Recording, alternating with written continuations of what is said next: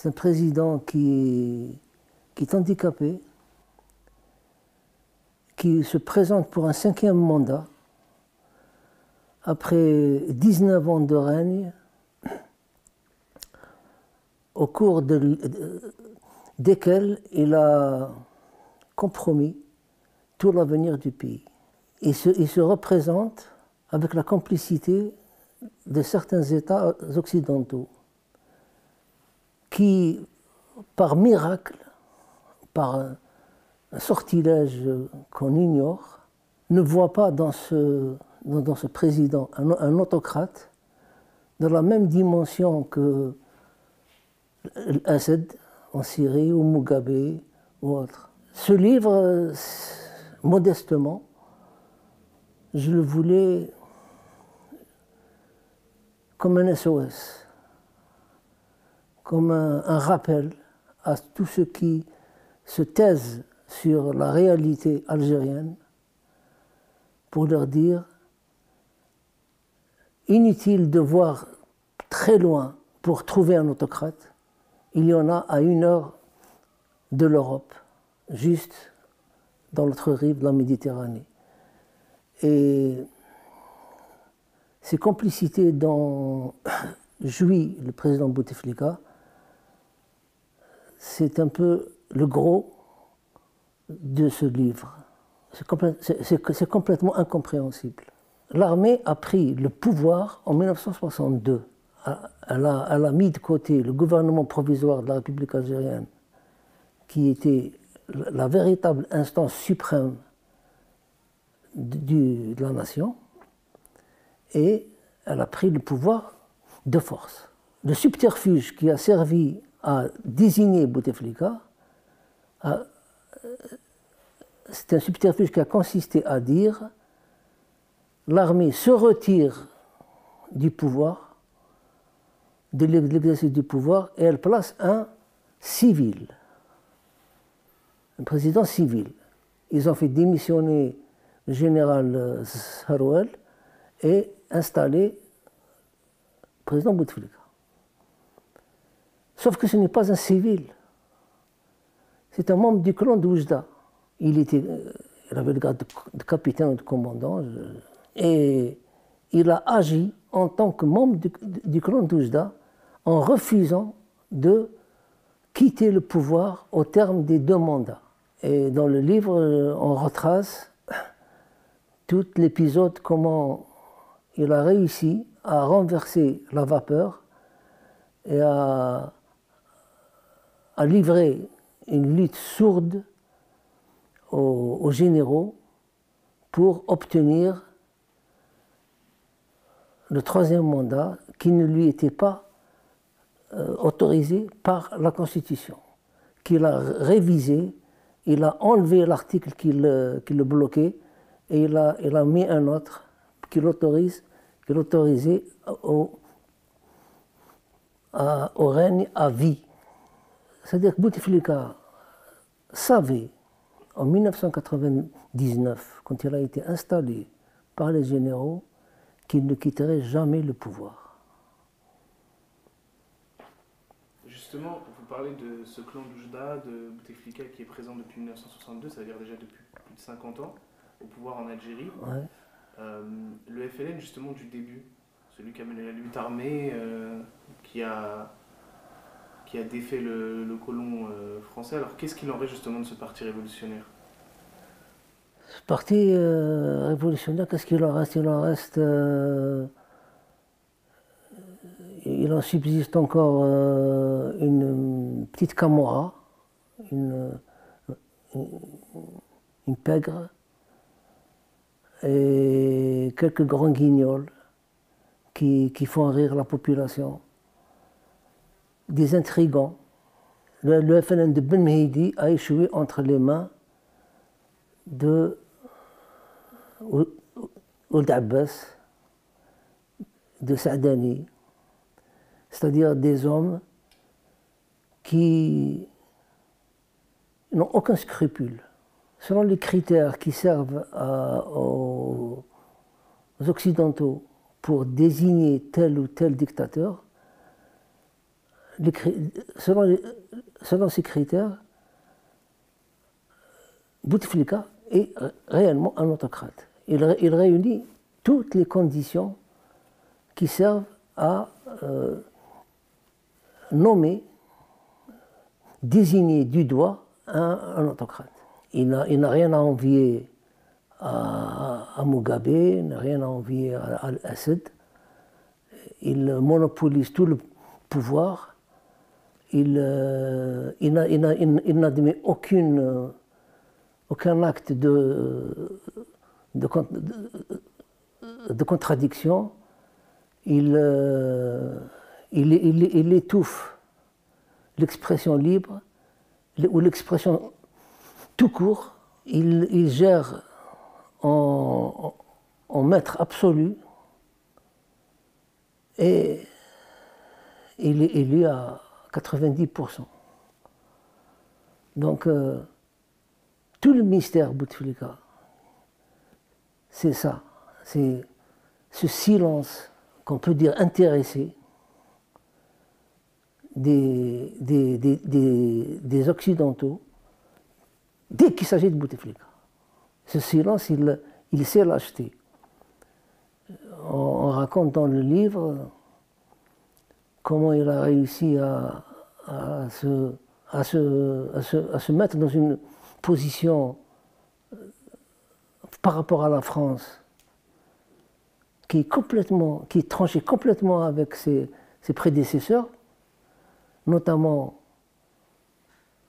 Sarouel qui venait de créer un grave incident diplomatique avec la France en refusant de serrer la main de Jacques Chirac à New York, en riposte à une déclaration que Sarouel avait jugée discourtoise envers l'Algérie. Les Français préfèrent traiter avec Bouteflika, qui a une vieille fascination pour la France. Très vieille fascination. Depuis sa jeunesse, il est fasciné par la France. Il est fasciné par la France à tel point qu'il a fait 21 voyages en France en tant que président et aucun en Afrique. Pour les États-Unis, il a d'ailleurs, c'est le secret de son élection et de sa réélection. Il a écrit de sa propre main un article qui a été publié par un quotidien américain, dans lequel il exprime la disponibilité de l'Algérie à fournir aux États-Unis tous les hydrocarbures qu'ils voudront. Et que l'Algérie se met au service de la volonté américaine. Les Américains en ont profité. Il a fait une loi sur injonction des Américains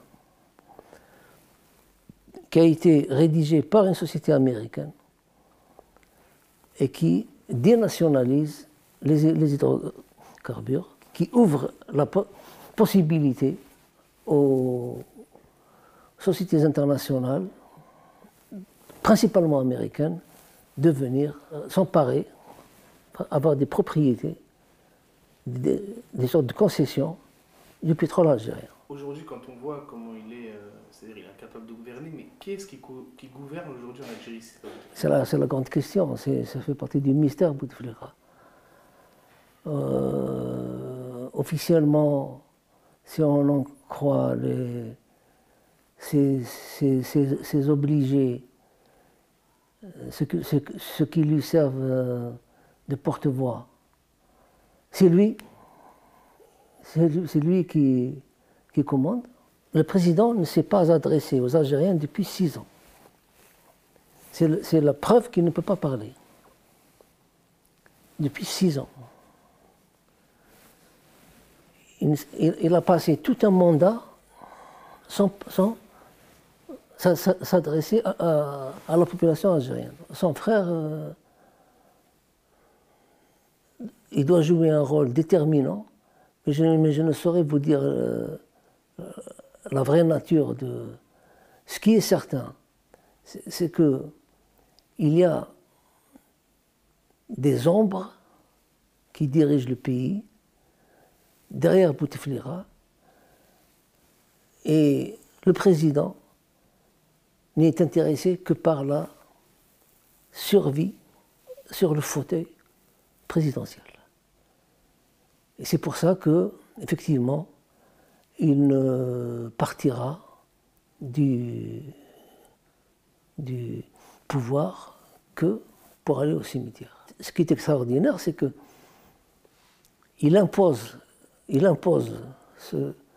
sa présence, son handicap, sa maladie, ses hommes, ses clans, il les impose à l'Algérie de manière, avec un mépris, avec une arrogance inacceptable. Comme si l'Algérie était privée d'hommes et de femmes capables de prendre en charge les affaires du pays. Il est très fort sur le plan de la ruse politique, c'est-à-dire de la science du prince de Machiavel, qui consiste à prendre le pouvoir et à le garder. Je ne crois pas que Bouteflika a quelqu'un à sa taille sur ce plan-là, parce qu'il a une qualité, c'est l'amoralité. Il est amoral. Il est au-dessus de la morale. Il est au-dessus de la morale. Ce qui fait que il surprend toujours ses adversaires par son jeu théâtral, par sa duplicité, par sa... C'est ainsi qu'il est venu à bout de tous ses adversaires. Mais aujourd'hui, il impose un pouvoir archaïque. La jeunesse, justement, algérienne dont vous parlez, est-ce que vous pensez qu'un jour, il y aura une opposition qui fera face à Bouteflika, qui viendra de cette jeunesse? Dans le système politique algérien, je ne crois pas qu'il puisse y avoir, dans le court terme, une vraie opposition. Par contre, ce qui peut se produire, c'est des phénomènes incontrôlés. Déjà, ils sont produits, c'est la fuite,